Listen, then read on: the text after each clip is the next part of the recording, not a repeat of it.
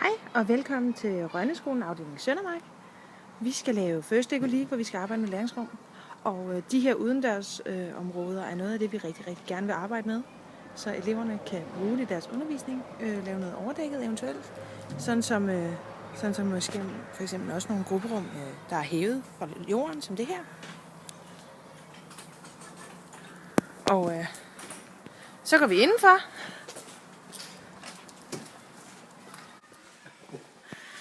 Det herinde, det er aulaen.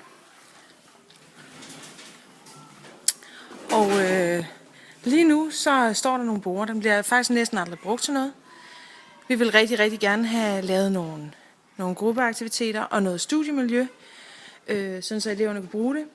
Det kræver nogle byggematerialer. Vi vil gerne lave nogle små nicher eller nogle små kubler, hvor der blandt andet kan tilsluttes computer og iPad og musikinstrumenter osv.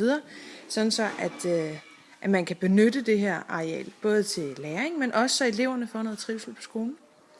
Og nogle af de idéer, der er i tale lige nu, er sådan noget som det her, som er små rum, man kan gå op i. Her er der godt nok madrasser i, men eleverne tænker at sætte borde i, så man kan sidde derinde. Nogle af dem vil selvfølgelig også være mere afslappende, sådan som det her, hvor der også er en lille niche med nogle lazy boys i og noget skærm, så de kan sætte deres bærbare til og bruge det til at lave lektier. Noget som det her er også i tale. Også for at skabe nogle mere individuelle rum, hvor man kan sidde og fordybe sig. Vi har mange grupperum i spil. Der er sådan noget som det her. Eller sådan noget som det her, som er transportabelt på hjul, men også lavet af træ og stof, sådan så at det selvfølgelig stadig er luftigt og lyst. Så er der sådan noget som det her, med borde, stole og små afskærmninger, og hvor man kan tegne på væggene med kridt, sådan så man kan bruge det til undervisning. Og så har jeg også noget som det her, en lille niche. Det vigtigste for eleverne, det er faktisk, at der er en masse farver, sådan noget som det her. Så det bliver et lege-, lærings- og fordybelsesrum. Vi har også den her fantastiske gang, som aldrig bliver brugt til ret meget, fordi at computerrummene er dernede.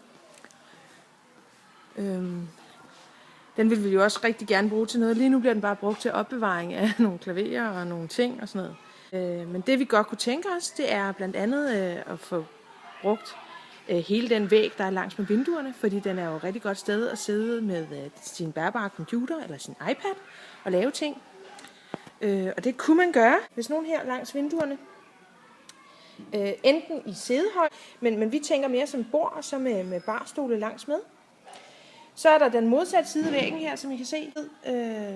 Vi tænker lidt noget i samme retning, men måske ikke lige så dyb som den. Vi kunne rigtig godt tænke os at bruge hele den fantastiske skole, vi har. Men der er desværre ikke penge til det, og eleverne de skal altså udvikle nogle ting her, og de vil rigtig gerne have noget trivsel på deres skole. Det her sted her, det bliver på nuværende tidspunkt brugt til opbevaring. Der kunne vi rigtig godt tænke os, at eleverne får et lille tekøkken. Et sted, hvor de kan gå hen og lave en kop varm te eller varm kakao. Det vil de også rigtig gerne selv. Vi har kantine på stedet, men den har jo ikke åbent hele tiden. Desuden så har eleverne også rigtig mange gode idéer til, hvad man kan bruge det her til.